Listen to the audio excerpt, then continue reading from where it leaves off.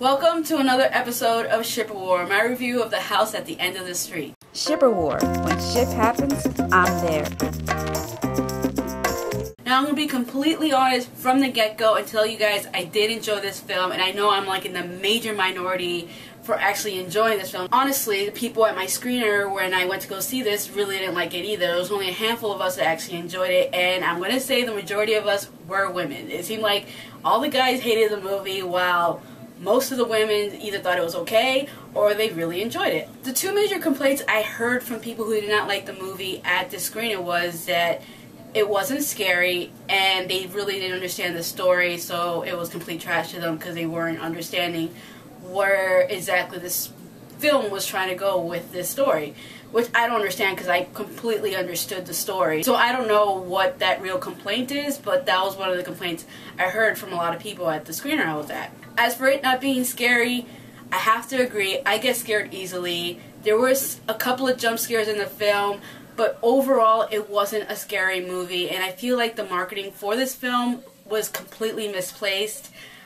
Watching the trailer again for this film after I saw the movie, I was like, wow, this really doesn't represent what this film is really about. It completely throws you off, which is a good thing because you go in the movie expecting one thing and you get something else, and I personally like that. I like to be surprised, and I guess that's why I enjoyed the film, because I was taken off guard by it.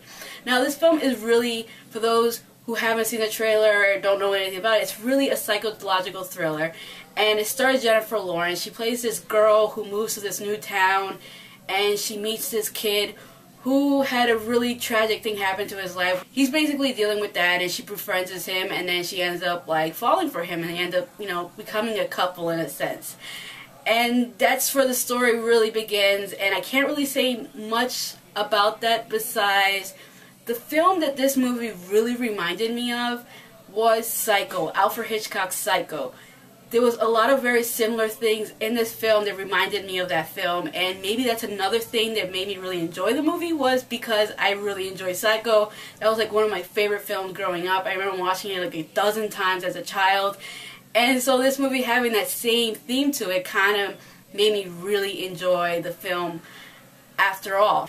As for the romance in the movie, I really enjoyed it. I felt like it felt very realistic in a sense, because I don't know the main actor's name, the one who plays Jennifer Lawrence's like love interest, the one who has the whole tragic thing happen to him. I don't know his name, but I really liked him. He played this really sincere, nice guy, and you kind of felt bad for everything that was going on in his life.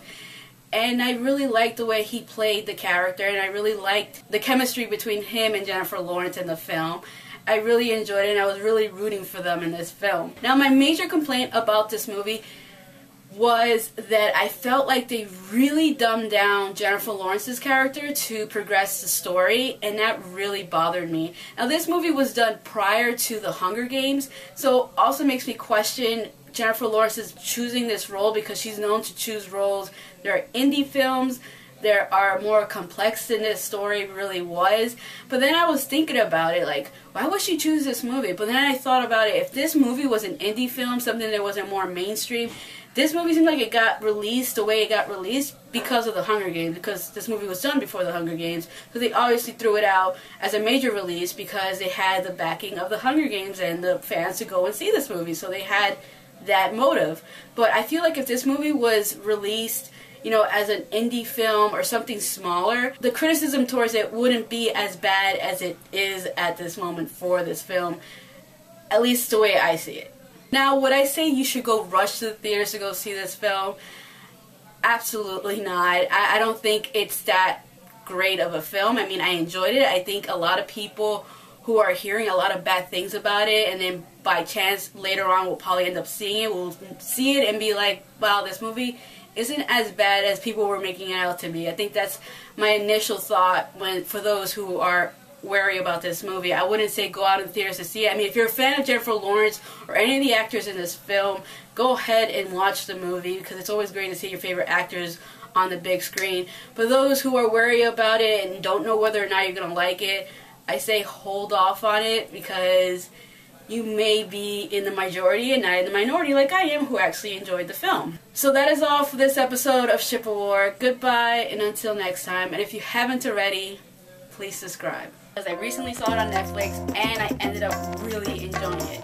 Now, 12 Monkeys stars Bruce Willis, Brad Pitt, and Melanie Stowe, and it's directed by Terry Gilligan, who directed and written one of my favorite films as a child, and that's The Adventures of Barry Munchausen. If you've never seen that film, I suggest watch it. It's great. Now, this film is a time traveling movie, and it basically takes place in 2032 at the beginning.